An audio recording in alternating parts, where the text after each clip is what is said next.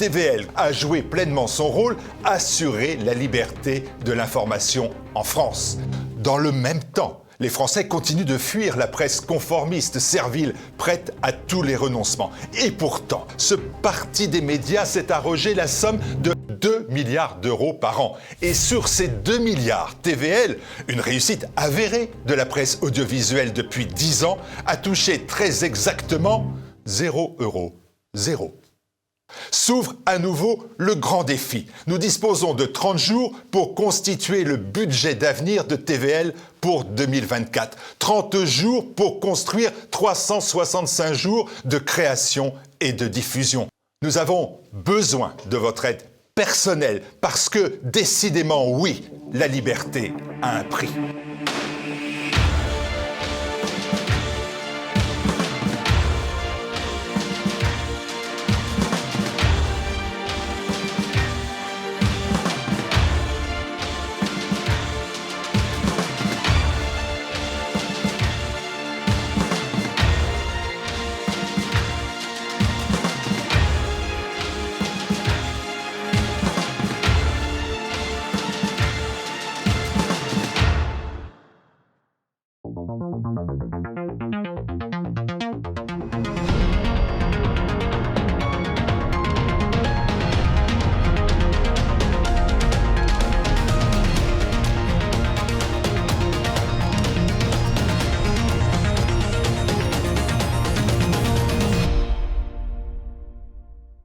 Bonjour à tous, je suis très heureuse de vous retrouver pour ce nouveau numéro avec Jean-Yves. Bonjour Jean-Yves, et vous serez là tout du long cette fois-ci, presque mieux soigné, mais on est encore soumis aux affres de l'hiver. Bonjour Floriane. Alors, pour le programme de ce numéro 470, on commencera avec l'image de la semaine qui sera consacrée, encore une fois, à Thomas et aux retournements qui sont en train d'être opérés par les médias sur toute cette affaire Crépol. On enchaînera avec les attentats qui ont touché une nouvelle fois Paris dans le 15e arrondissement. Et là encore, vous verrez, on a psychiatrisé le responsable. On n'oubliera pas bien sûr les pastilles de l'information et le portrait piquant de cette semaine qui sera consacré à Camille Vigogne. Camille Vigogne, c'est une journaliste délatrice qui s'est spécialisée dans la réalisation de petits portraits, alors elle méritait le sien. N'oubliez pas, avant toute chose, et qu'on commence, de cliquer sur le pouce en l'air, sinon on n'y va pas en fait, c'est tout aussi simple.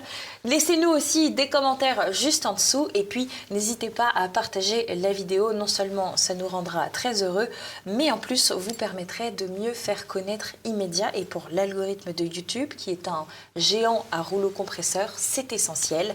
Allez, c'est parti. La météo de l'info, c'est avis de tempête sur la classe médiatique. Ruth Elkrief a été violemment prise à partie par Jean-Luc Mélenchon pour ses positions pro-israéliennes. Et des journalistes de BFM TV et du Parisien ont de leur côté été vertement critiqués par les réseaux sociaux et CNews. À la suite de Patrick Cohen, il leur est reproché de défendre le point de vue des racailles meurtrières de Thomas. Immédiatement, la classe médiatique a fait bloc derrière les siens. Les journalistes n'arrivent pas à comprendre qu'à force d'adopter des postures militantes, ils s'exposent à des critiques non moins militantes. C'est l'arroseur arrosé. Il est clair que les temps de l'immunité médiatique sont révolus. Et disons-le, c'est une bonne chose. Thomas aurait eu 17 ans le jour de la Saint-Nicolas, le 6 décembre. Et d'ailleurs, Madame Toraval a tenu à lui rendre hommage. Madame Toraval, c'est le maire de Romans-sur-Isère. Thomas n'aura pas eu la chance de fêter cet anniversaire avec sa famille, ses amis du lycée et du RCRP, et qu'elle a une pensée pour lui et pour ses proches, et que jamais nous ne l'oublierons. Elle a également donné un entretien au JDD, Jean-Yves, où elle revient sur ses propos concernant Romans-sur-Isère. Vous avez peut-être quelque chose à dire là-dessus. Eh bien oui, je crois que y a encore 10 ans ou 15 ans, un homme politique ou une femme politique qui prenait des positions courageuses, comme Madame Doraval, le maire de Romans, les a fait, il était occulté par le système médiatique. Et il disparaissait. Et donc ça n'incitait pas, effectivement, les hommes ou les femmes politiques à prendre des positions courageuses, puisqu'elles disparaissaient, en fait, des médias. Et là, maintenant, avec ce qu'on pourrait appeler les médias de transition, c'est-à-dire les médias de transition entre les médias alternatifs comme nous le sommes et les médias de grand chemin, eh bien, il y a la possibilité de s'exprimer et d'être un peu plus largement connu, et cet entretien de Madame Doraval avec le JDD est de ce point de vue-là extrêmement positif, de même qu'a été extrêmement positive la reprise du JDD par le groupe Bolloré, qui amène un souffle d'air frais. Quelque chose de moins positif maintenant, c'était la chronique de Patrick Cohen qu'on vous a diffusée la semaine dernière. Je vous propose de regarder maintenant son propos face à la vague de réactions qu'il s'est un peu pris dans la figure, mais il reste tout de même sur ses positions, on l'écoute tout de suite. Les réactions sont aussi vives et épidermiques, c'est qu'il manque toujours un peu de nuance. Mais mon propos n'était pas d'établir une vérité définitive, n'était pas non plus d'atténuer la gravité des faits. L'idée était vraiment de pointer le décalage qu'il pouvait y avoir entre les discours politiques, cette espèce de fantasme d'une guerre civilisationnelle, d'un conflit ethnique, d'une France dressée l'une contre l'autre, et la réalité de ce qu'on sait, d'une enquête extrêmement complexe. L'affaire de Crépol, plus qu'un conflit civilisationnel d'ailleurs, c'est un conflit ethnique entre les Français d'un village et les racailles venus d'une cité. Et c'est pas extrêmement complexe. Ce qui peut être complexe, c'est de trouver quel est le vrai auteur du coup. Mais le fait qu'il y ait une quinzaine d'agresseurs armés de couteaux, ça n'est pas complexe. Oui, c'est un conflit ethnique. Et je crois qu'il faut le dire, il faut le reconnaître, parce que si on ne dit pas les choses, on ne peut pas comprendre la situation et on ne peut pas la combattre. Oui, mais vous comprenez, M. Cohen a simplement manqué de nuances, c'est ce qu'il dit. Hein, le pauvre. On enchaîne, si vous le voulez bien, avec Christophe Barbier, que l'on connaît bien dans Immédiat, qui, vous allez le voir, a un propos assez neuf sur la façon dont il faut traiter les affaires judiciaires. Attention, ce ne sont pas des gens qui voulaient cacher la réalité et faire croire que tout allait bien. Ce sont des gens, préfets, magistrats, policiers, qui considéraient qu'il ne fallait pas mettre dans le débat public, avec tous les raccourcis, les abus, les récupérations politiques possibles, des choses qui devaient, pour être réglées, soignées, punies, poursuivies, transformées, traitées en douceur. Et donc on est en train de sortir peut-être de cette culture-là.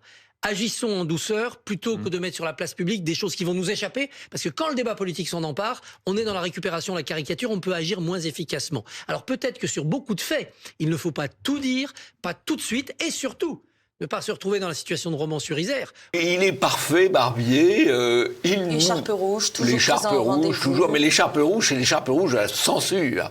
C'est l'écharpe rouge qui renvoie au soviétisme. C'est la censure. Alors il dit on ne peut pas tout mettre dans le débat public, on ne peut pas tout dire. Il y a des choses qu'il faut cacher, qu'il faut occulter. Il reconnaît que c'est de plus en plus difficile. On est passé d'une longue période où l'on parlait sans cesse de la transparence, de la vie politique, de la vie publique. Et là, on commence quand même sérieusement à aller vers l'omerta de plus en plus. Alors, on a un vrai problème de transparence judiciaire, de deux manières. D'abord, le fait que les juges, les procureurs doivent dire les faits, et je pense aussi qu'il serait nécessaire de connaître un peu mieux les jugements, de connaître un peu mieux ceux qui les rendent. Je pense que de ce point de vue-là, il va devenir indispensable de créer un observatoire des juges. Un peu l'équivalent de l'OGIM version judiciaire et des décisions de justice, bien entendu. Exactement, on est toujours moins à l'aise quand les gens comprennent qui on est et ce qu'on fait et ce qu'on a fait et qu'on continue à faire éventuellement. Ève de Souche a fait remonter une information très intéressante, chers téléspectateurs, vous allez le voir. Figurez-vous qu'à Radio France, des auditeurs, et pourtant des auditeurs de longue date, ont fait remonter leur colère face au traitement du drame de Crépol. Ça, c'est quelque chose d'assez nouveau et c'est un beau travail de F. de Souche. Et Jean-Yves, je vous propose maintenant de continuer avec l'éditorial de Pascal Praud qui dit des choses très intéressantes sur ce système médiatique. On l'écoute tout de suite. Le système est composé de politiques, éditorialistes, intellectuels, artistes, personnalités. Le système, insidieusement, sournoisement, faussement peut-être, met en place les nouveaux éléments pour expliquer que la mort de Thomas n'est pas celle qu'on a racontée. Des racailles munis de couteaux ont débarqué à Crépol. Ils ont provoqué la mort de Thomas le 18 novembre dernier. Emmanuel Macron a parlé d'assassinat. Ce récit sera battu en brèche par le système. On expliquera que les jeunes rugbyman qui faisaient la fête ne sont peut-être pas exclus de toute responsabilité dans ce drame. Qu'ils ont peut-être insulté ces troubles fêtes, comme les appelait l'AFP dans les premières dépêches, lors d'une rixe, comme l'écrivaient nos confrères. La machine à broyer la réalité est en marche. Il faut être prudent, diront les commentateurs. On ne sait pas tout, diront les autres. Ce qui est bien chez Praud, là, c'est qu'il emploie le mot système. Et effectivement, il y a une logique de système. Et la logique de système, c'est de broyer la réalité pour imposer ce que Renaud Camus appelle le faussel, une fausse vision des choses. Et je crois qu'on a eu dans l'affaire de Crépol une triple démarche, assez bien résumée par un tweetos Paul Fortune. On étouffe, c'est un simple fait divers. On minimise, ça a toujours existé. Et on inverse, c'est l'inversion accusatoire. En fait, ils l'ont bien cherché, quoi. Ils auraient été plus gentils avec ces braves jeunes de Romans-sur-Isère. Tout se serait bien passé et ils n'auraient pas eu besoin de sortir les couteaux de 25 cm. Effectivement, et Pascal Praud d'ailleurs connaît très bien ce système puisqu'il en fait en partie même s'il bénéficie de plus de liberté d'une certaine façon, ce qui lui permet de le dénoncer également. Oui. On continue avec notre dossier du jour qui est consacré à l'attentat qui a eu lieu à Paris dans le 15e arrondissement et je vous propose pour commencer de découvrir les hypothèses qu'a émis Juliette Briens qui est une journaliste de l'Incorrect. Un homme vient de poignarder un touriste à Paris en criant « Allah Akbar ». S'agit-il, réponse A, d'un supporter anglais, réponse B, d'un identitaire d'ultra-droite manipulé par Gros Lardon, réponse C, d'un rugbyman raciste voulant provoquer une rixe, réponse D, du tueur en série Kevin ou Matteo, réponse E, d'un déséquilibré dont la conscience était altérée par le cannabis, réponse F, il faut rester prudent, la victime lui aurait tiré les cheveux, réponse G, d'un Français né en France. Et vous découvrez en même temps que moi cette magnifique photo de l'assaillant. Jean-Yves, alors A, B, C, D, E, F ou G? Pour les médias, c'est un Français né en France, ou les médias, en tout cas au début, un Français né en France, et qui s'appelle Armand. Alors là, on a le prénom tout de suite, vous remarquerez, tout de suite.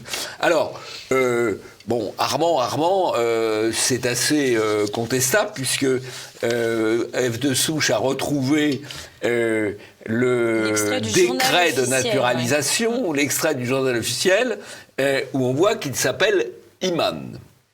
Voilà. Alors après, comment est-il devenu Armand ? Ça, on ne sait pas. Ils ont pris le deuxième ou le troisième prénom, Jean-Yves, c'est pour ça. Peut-être. Et le prénom, peut-être qu'il y a le prénom Armand, qui est un Armand à sans D, qui peut être un prénom perse. Alors c'est assez étrange d'ailleurs cette affaire, parce que ce terroriste est issu d'une famille iranienne qui avait probablement... Il a la double nationalité. Il a la double nationalité, qui probablement avait quitté le régime des mollahs, ne pratiquait pas l'islam, et lui-même s'est en quelque sorte converti ou reconverti à l'islam, mais pas à l'islam chiite, comme c'est généralement le cas en Iran, mais un islam sunnite, et sunnite salafiste, un islam assez particulièrement radical. Voilà. Il a, semble-t-il, en garde à vue, assumé froidement ses actes, revendiqué d'ailleurs au nom des multiples conflits qui frappent les musulmans actuellement dans le monde. Et il a également avoué aux enquêteurs très rapidement qu'il avait fait une vidéo de revendication au nom de l'État islamique. Donc effectivement, on est dans une personnalité un peu...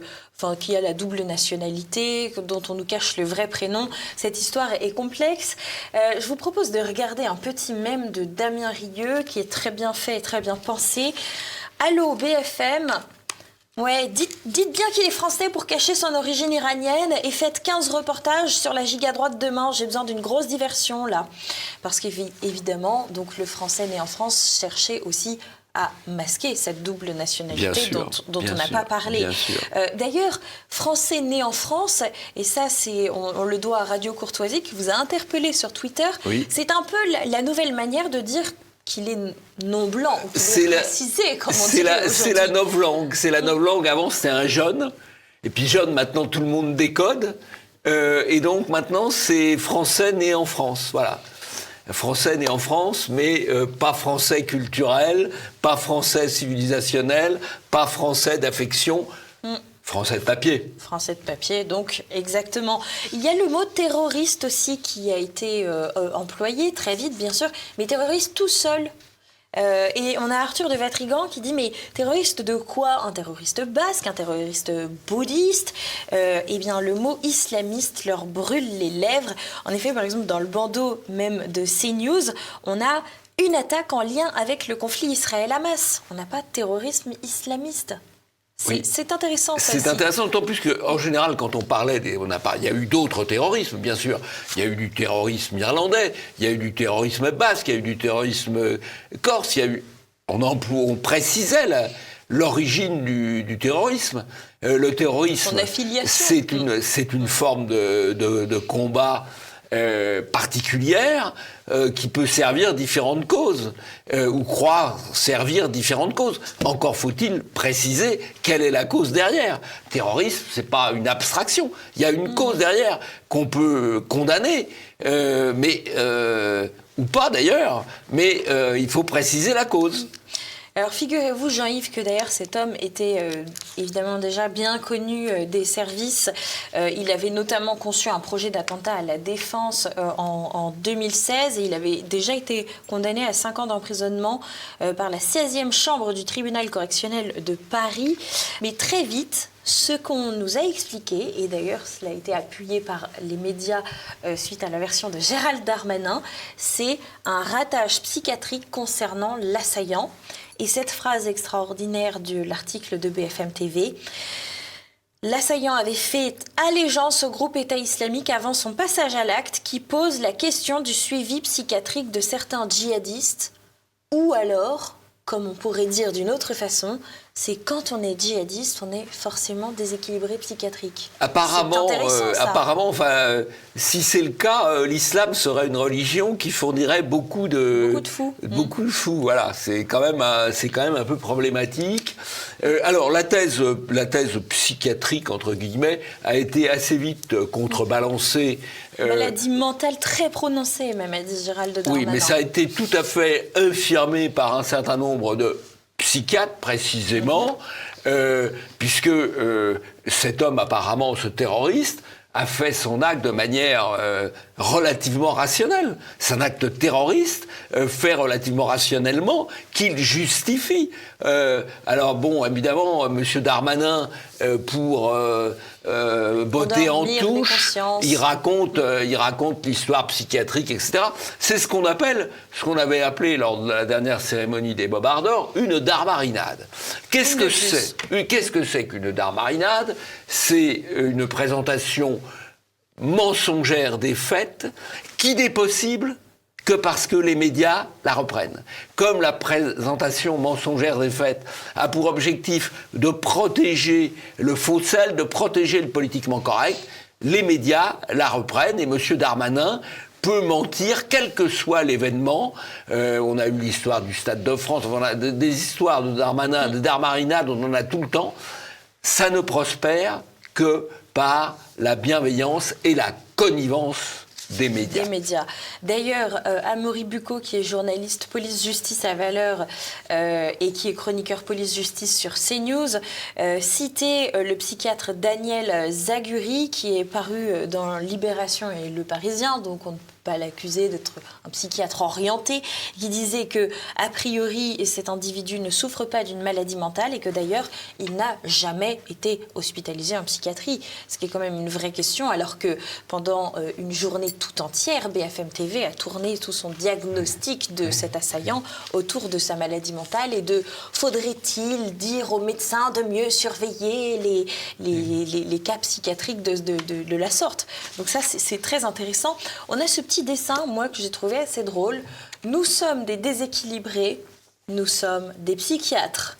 Voilà une réponse un peu plus peut-être musclée que les obligations de soins qu'il faudrait mettre en place, mais difficiles dans notre état de droit, vous comprenez.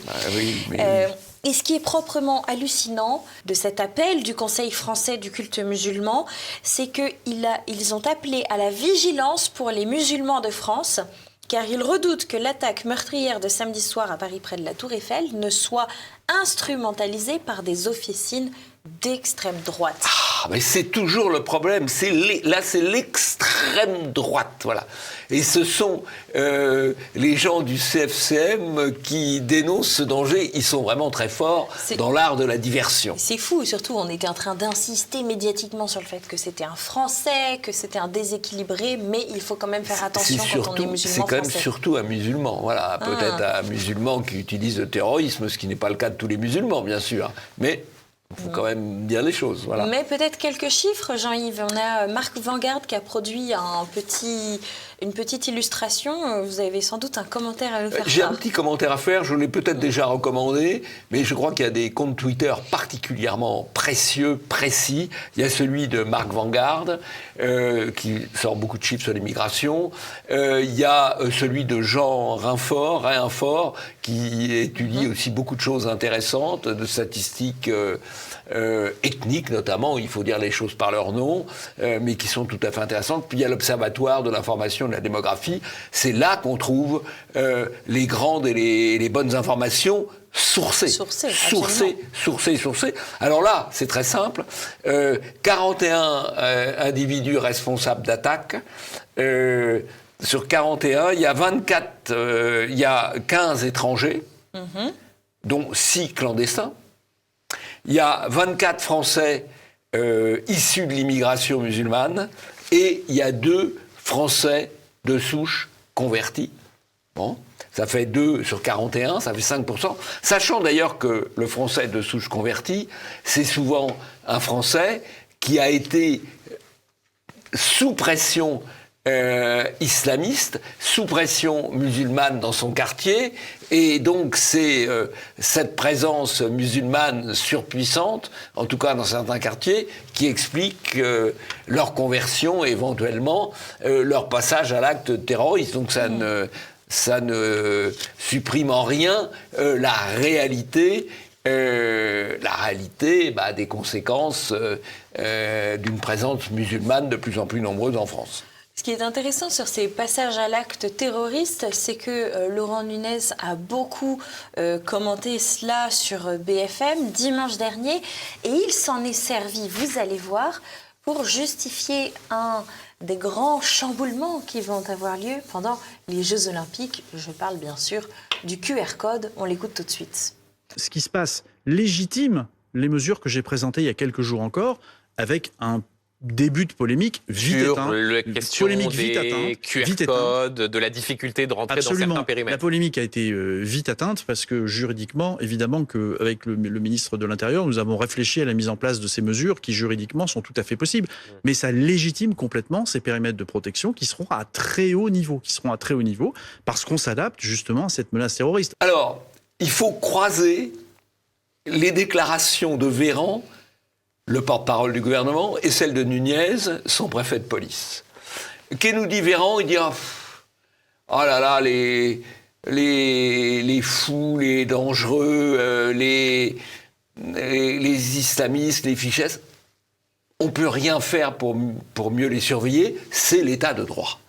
L'état de droit... Et on a déjà tout fait dans l'état de droit. On a déjà tout fait dans l'état de droit.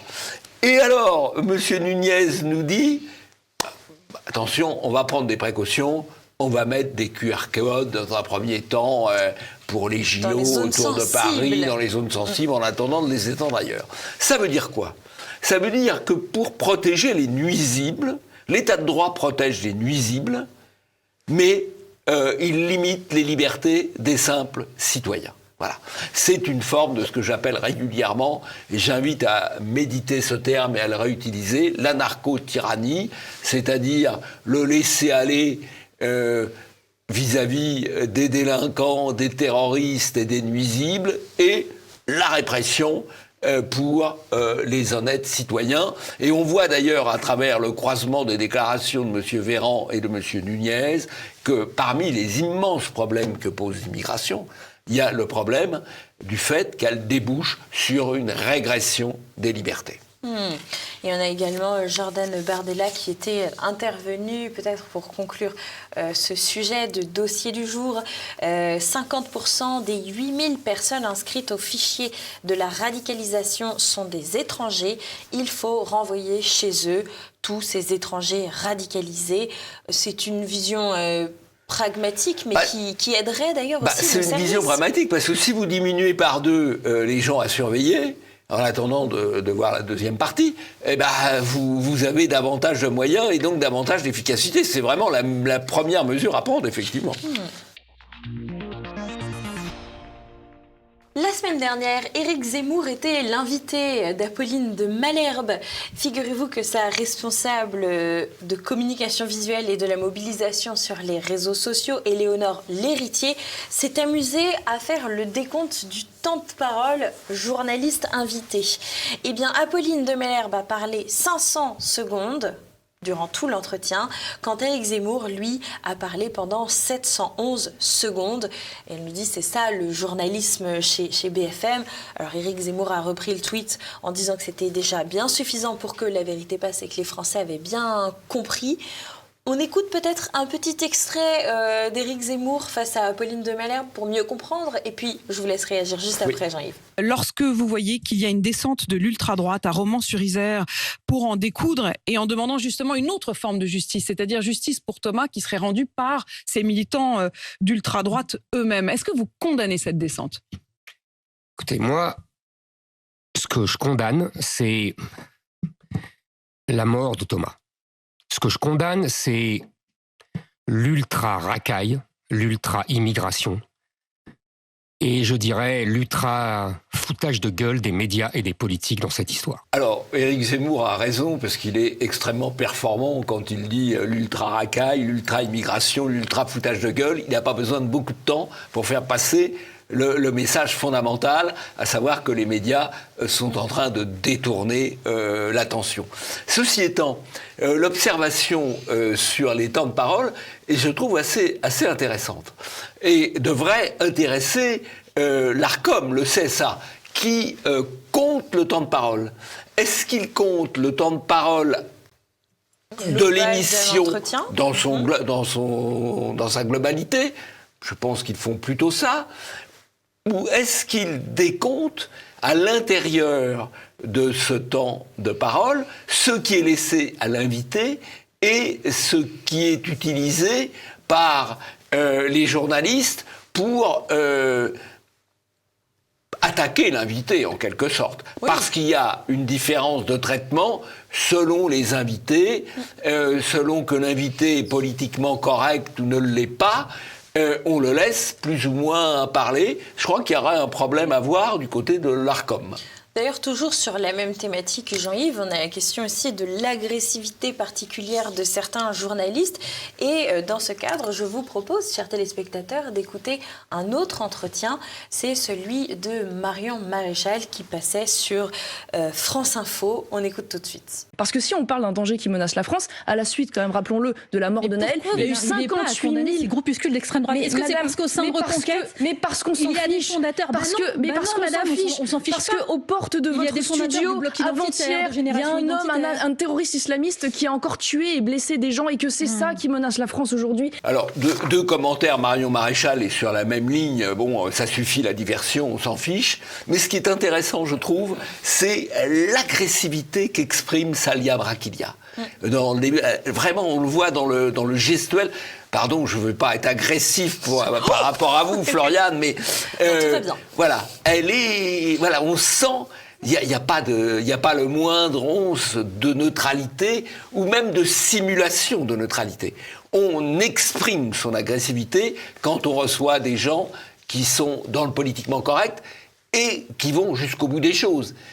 Si Marion Maréchal ou Éric Zemmour disaient « Oh là là, oui, l'ultra-droite, c'est quand même très inquiétant », alors là, on leur laisserait mais là, ils tomberaient de leur chaise. dérouler leur verbal. Vous et moi, nous parlons de façon quand même beaucoup plus cordiale. En effet, donc, il y a une signification aussi dans la gestuelle que l'on a quand on est journaliste, en effet. Aviez-vous entendu parler de ce projet d'attentat ? Eh bien, je parierais ma main que vous n'en avez pas entendu parler. C'est une affaire qui est en train de ressortir. Des jeunes qui voulaient cibler un village de campagne avaient été interpellés à Brest. Ils étaient 6 hommes, dont un Palestinien appartenant à la mouvance djihadiste. Et donc, ces jeunes, comme ils étaient jeunes au moment des faits, ont été renvoyés devant la cour d'assises des mineurs. Figurez-vous qu'ils se rencontraient dans une boucherie de Brest pour préparer cet attentat ou cette potentielle action violente inspirée du groupe État islamique, avait appris l'AFP à l'époque. On a ici France Bleu et France 3 qui nous parlent encore de cette boucherie de Brest.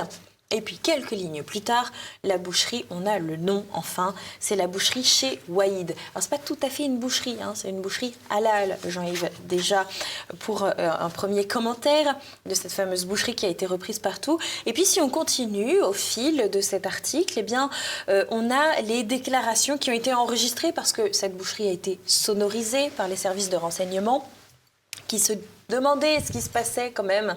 Heureusement qu'ils se sont pas dit que c'était une simple boucherie dans laquelle ils venaient prendre des cours pour découper les côtes de porc et puis des steaks hachés de cheval. Non, ils se sont bien dit c'est une boucherie halal, c'est embêtant. Voici la sonorisation. Il nous faut un peu d'entraînement, il nous faut des armes et il faut apprendre certaines choses. Par exemple, on va dans les campagnes, on passe à 4 ou 5 armés, tu tues tout le village en une seule nuit, c'est facile, il faut avoir de l'audace et que tu aies tout prévu. Ajoute donc l'homme âgé de 38 ans. L'homme âgé de 38 ans, c'était le propriétaire de la boucherie, un certain Waïd. On continue dans les articles proprement hallucinants, il y a le télégramme. Et là, Jean-Yves, c'est du théâtre presque, parce que des proches sous le choc, assommés, abasourdis, au lendemain donc de l'arrestation de ce Waïd, c'était en 2020. Personne n'avait pu imaginer qu'il ait de près ou loin pu participer à un projet violent. La famille de Waïd est nombreuse. Suivez mon regard, elle est connue et respectée à Brest, un modèle d'intégration pour la plupart, des trajectoires respectables de méritocratie républicaine pour d'autres. Incroyable. Alors là, il y a deux choses là, dans cette affaire. Il y a la novlangue absolue des médias locaux, régionaux, qui en parlent.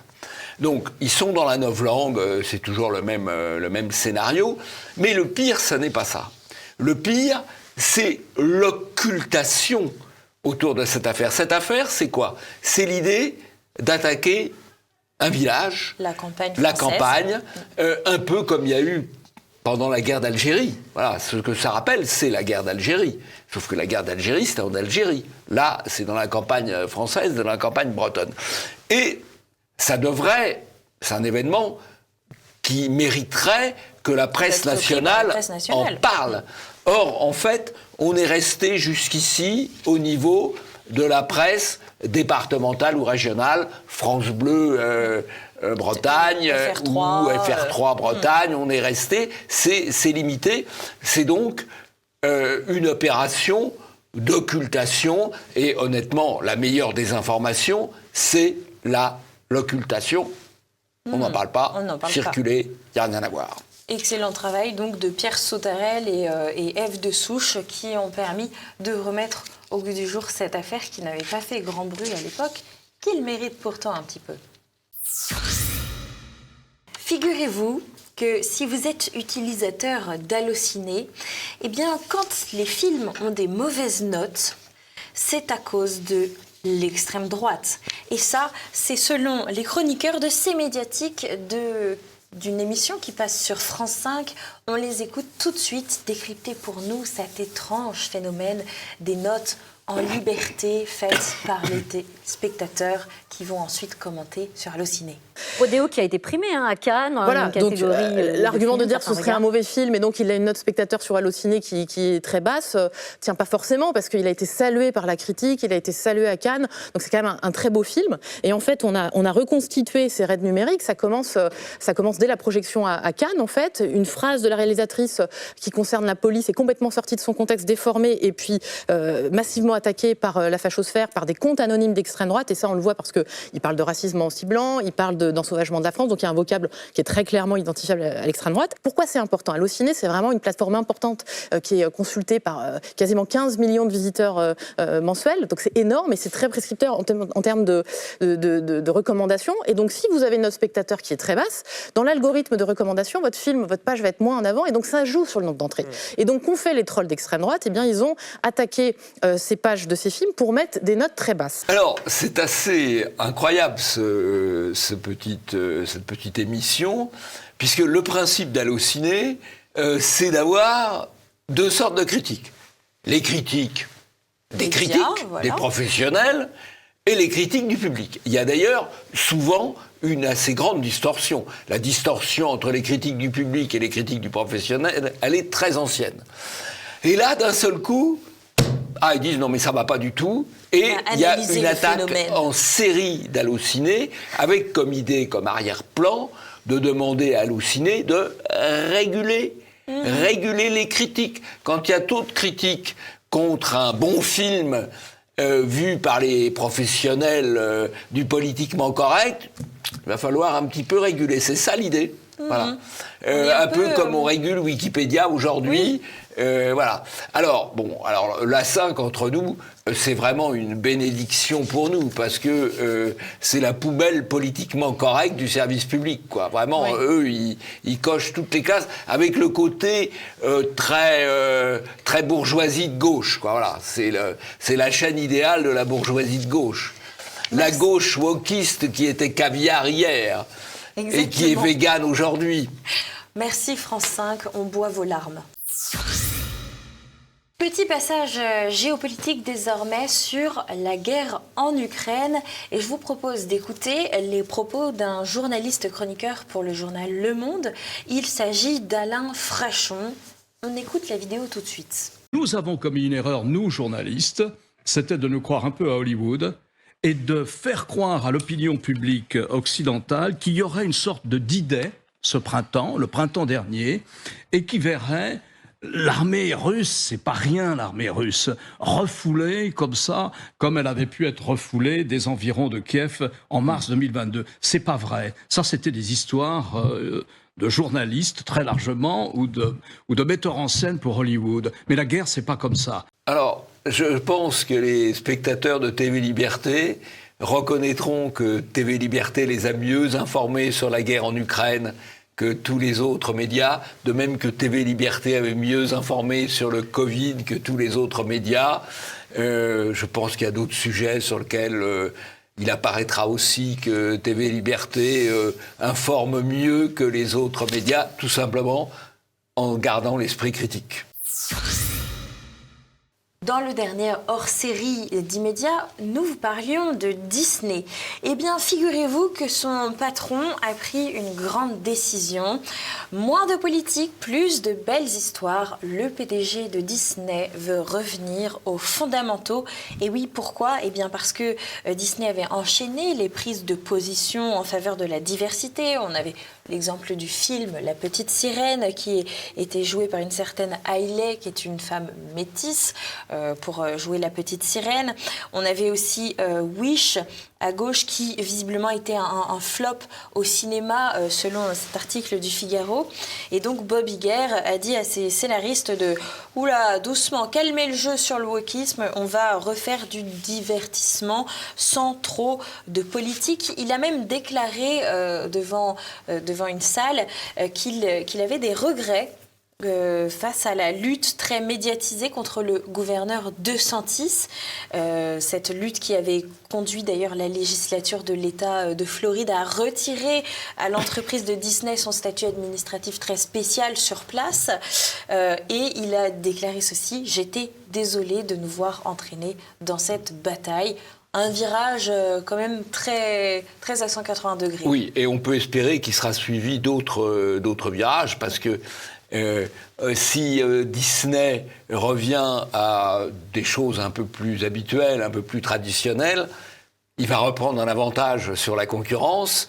Et la concurrence, à savoir Netflix ou des séries bien françaises, va être obligé quand même d'en tenir compte aussi, quoi. Bob Iger, qui est d'ailleurs le remplaçant de l'ancien PDG de Disney. Alors c'était déjà l'ancien PDG de Disney. Il avait été remplacé par un autre Bob et il a été rappelé à la rescousse. Et donc voilà, on est dans la suite de son plan de redressement de Disney. Affaire à suivre. Revenons maintenant sur une grosse personnalité. Il s'agit d'Elon Musk sur X, anciennement Twitter. X qui pourrait perdre jusqu'à 75 millions de dollars, apprend-on sur le New York Times, parce que de plus en plus d'annonceurs se retirent. Pourquoi ? Eh bien, figurez-vous que Elon Musk a partagé une théorie du complot selon The New York Times, selon laquelle les Juifs soutiennent l'immigration des minorités pour remplacer les populations blanches, et Elon Musk a dit que c'était la véritable vérité. Alors c'est la traduction automatique, hein, c'est pas génial. Et donc les annonceurs sont partis en masse pour antisémitisme majeur. Il a été interrogé quelques jours plus tard par un journaliste du New York Times. Il a d'ailleurs fait ses excuses à la communauté juive. Il ne voulait pas être antisémite. Et voilà ce qu'il répond aux annonceurs qui se retirent. On écoute tout de suite.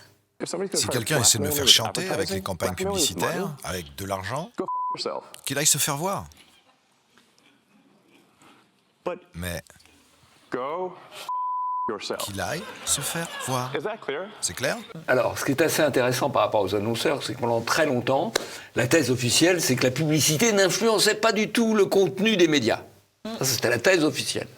Et maintenant, depuis que la bataille est ouverte sur les réseaux sociaux, sur les médias alternatifs, sur les médias de transition, et là, un certain nombre de gens revendiquent pour les publicitaires le droit et même l'obligation morale en quelque sorte d'utiliser leurs moyens financiers pour faire pression sur le contenu des médias.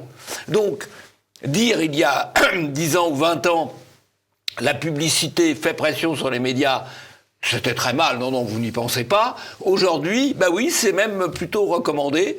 Voilà, notons simplement ce fait. Cependant, face à la pression, Elon Musk répond « Allez vous faire voir ». Bon, on verra ce qu'il en est. Pareil, affaire à suivre sur Twitter, comme toujours, avec ce personnage très intéressant qu'est Elon Musk. On touche à la fin de ce numéro. Merci à tous de nous avoir suivis jusqu'ici. Je vous le rappelle, si ce n'est pas déjà fait, n'oubliez pas de cliquer sur le pouce en l'air. Vous êtes encore trop peu nombreux à le faire. C'est pour ça que je vous le redis chaque semaine. Laissez-nous un commentaire aussi, on les lit avec plaisir ou amusement, selon. Et puis, bien sûr, on se retrouve la semaine prochaine. Mais avant de se quitter, Jean-Yves, il y a le portrait piquant. Le portrait piquant de la piquante Camille Vigogne. Vigogne. Exactement. Voilà. D'ici là, eh bien, écoutez, on vous dit à très vite sur TVL. Aujourd'hui, nous parlons d'une sycophante. Sycophante, nom qu'on donnait dans Athènes aux dénonciateurs qui livraient aux passions de la foule les citoyens éminents et surtout ceux dont elle redoutait le plus la vertu ou la raison. dit notre dictionnaire littré, édition de 1875. Synonyme, délateur, dénonciateur. Notre sycophante du jour, c'est Camille Vigogne-Lecoat, journaliste à l'Obs de Xavier Niel. C'est la petite journaliste libérale libertaire qui monte, dissimulant, derrière un joli minois, une volonté de nuire à toutes les personnalités de la droite non alignée. Camille Vigogne-Lecoat consacre une bonne partie de son énergie et sa plume à tirer le portrait de journalistes ou d'hommes politiques dont elle juge les idées dangereuses. Parmi ses cibles favorites, Génération identitaire, uniquement détrônée par Éric Zemmour et le RN. Elle est l'épouse d'un journaliste qui couvre la droite pour Le Monde.